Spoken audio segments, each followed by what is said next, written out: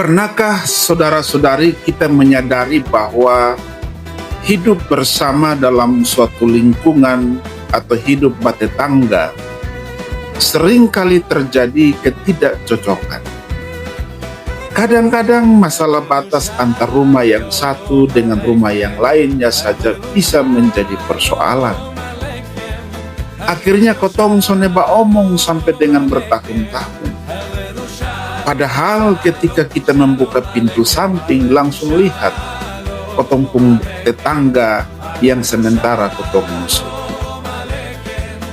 Ketidakcocokan yang akhirnya membuat suasana hati menjadi dingin dengan sesama kita merupakan sebuah pengalaman juga yang pernah dialami oleh Tuhan Yesus.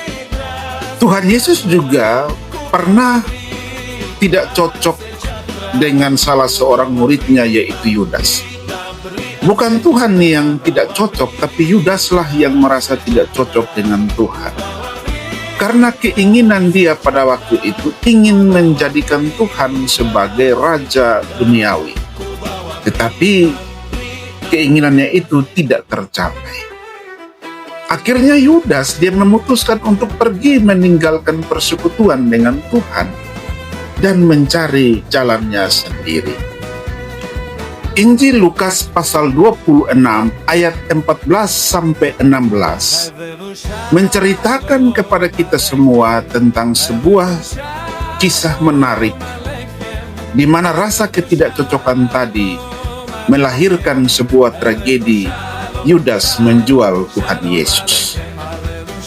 Dalam ayat 14 kita menemukan Yudas pergi menemui para imam-imam kepala yang sementara berunding di rumah Kayafas. Dikatakan, kemudian pergilah seorang dari ke-12 murid itu kepada imam-imam kepala. Saudara-saudaraku yang terkasih, kedatangan Yudas ini merupakan sebuah inisiatif yang salah. Karena Yudas tidak pernah dipanggil oleh para imam-imam kepala untuk bertemu dengan mereka. Namun, Yudas sendirilah yang datang menawarkan diri kepada para imam-imam kepala. Dari sini kita belajar, pengkhianatan yang seringkali terjadi akan dimulai bukan serangan dari luar, tapi dari kekecewaan di dalam yang dipelihara, seperti pengalaman Yudas ini. Kadang-kadang orang yang tidak suka dengan kita misalnya, pastilah mereka akan pergi mencari orang yang juga tidak suka dengan kita. Don dua akan duduk ba omong, ketongkung duduk badiri. Nanti yang satu bilang, beta son suka dengan dia karena begini-begini. Yang satu juga bilang sama, beta juga suka dengan dia karena begini-begini. Akhirnya dia pun cerita semakin panjang. Dalam pertemuan Yudas dan para imam-imam kepala, tentunya para imam-imam pada awalnya tidak menyangka bahwa salah satu dari murid-murid Tuhan Yesus ingin bertemu dengan mereka. Dalam pertemuan tersebut, Yudas bertanya, "Apa yang hendak kamu berikan kepadaku?" Yudas mempertanyakan apa imbalannya kalau nanti ia menyerahkan Tuhan Yesus kepada mereka.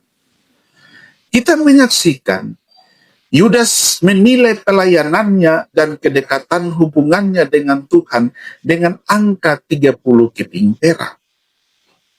Ketika hati sudah tidak dipenuhi dengan kasih lagi, maka pengabdian berubah menjadi transaksi.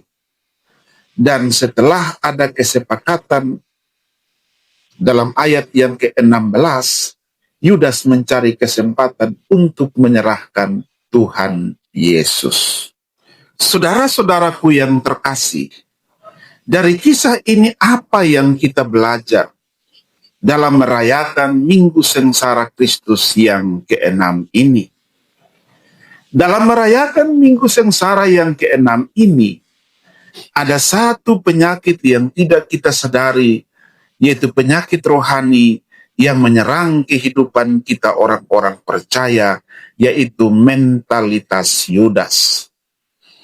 Yudas bertanya kepada para imam-imam kepala, apa yang hendak kamu berikan kepada?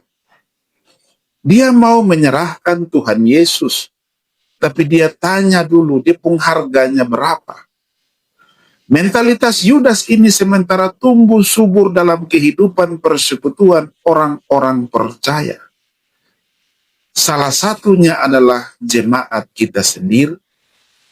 Setiap minggu sangat sedih kalau kita melihat dalam bersekutu karena mentalitas Yudas ini. Kita merasa bahwa kesetiaan kepada Tuhan itu ada harganya. Kita hitung-hitungan dengan Tuhan. Tuhan, saya sudah rajin kebaktian. Saya sudah rajin ibadah di rayon-rayon. Semua kegiatan di gereja-gereja saya gas dan lain-lain. Saya sudah jadi majelis. Masa dalam saya punya hidup, saya masih susah terus. Sonde ada kemajuan. Mana imbalannya Tuhan? Inilah sebuah fenomena iman transaksional. Kita merasa bahwa Tuhan sementara berhutang dengan kita.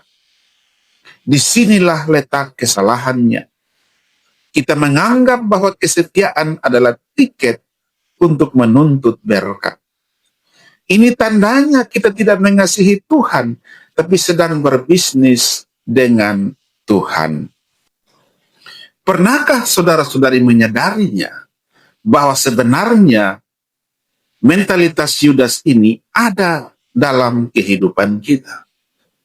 Sehingga kita menganggap bahwa kita sementara berbisnis dengan Tuhan.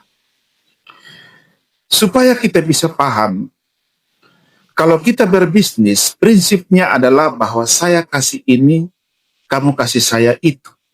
Ada untung ruginya. Kalau kita sebagai jemaat sudah kasih modal, waktu, tenaga, uang, maka saya harus dapat laba, berkat, kemudahan, dan seterusnya. Inilah yang dilakukan oleh Yudas. Ketika kesetiaannya kepada Tuhan tidak ada untungnya, ia pergi mencari untung ke tempat yang lain, yaitu para imam-imam kepala. Kita orang-orang Kristen di zaman sekarang ini berada pada tahap ini. Membangun mentalitas Yudas. Sehingga jikalau kita berbisnis dengan Tuhan, maka saya mau bilang bahwa kita tidak sementara menyembah Tuhan. Tuhan itu adalah Bapa kita, bukan lahan bisnis.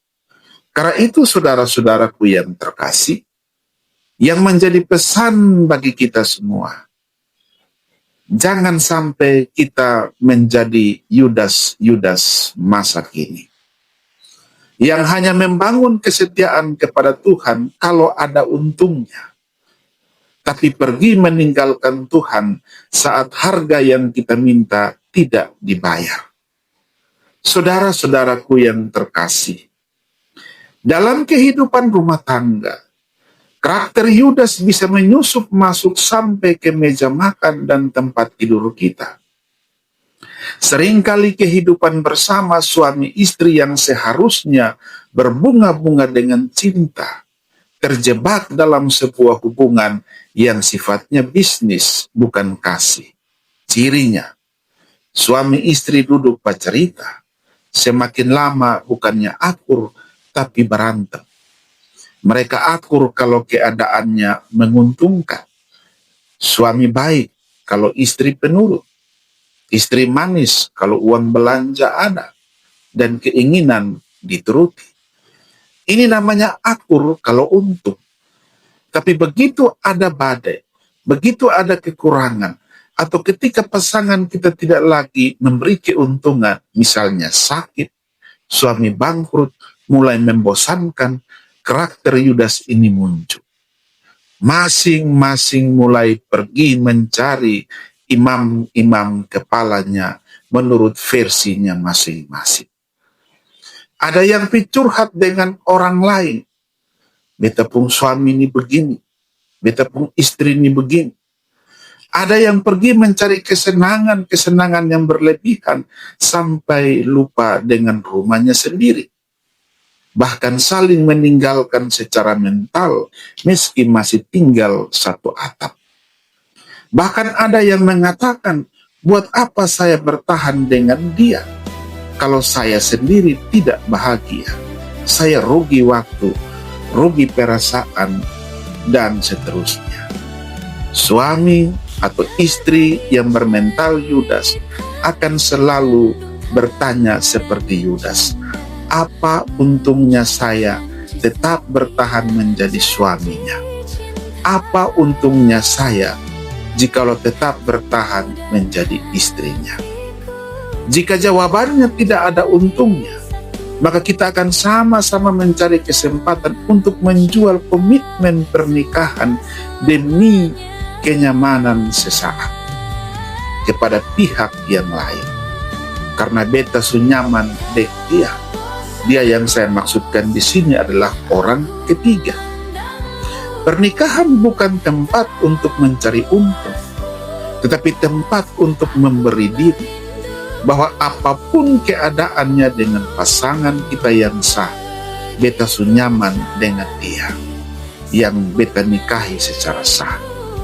Tetapi jikalau kita masih hitung-hitungan dengan pasangan kita sementara menanam benih-benih pengkhianatan yang sama seperti yang dilakukan oleh Yudas kepada Tuhan Yesus. Karena itu saudara-saudaraku yang terkasih, mentalitas Yudas baik kepada Tuhan dan kepada pasangan kita akan selalu berujung pada kehancuran. Kenapa?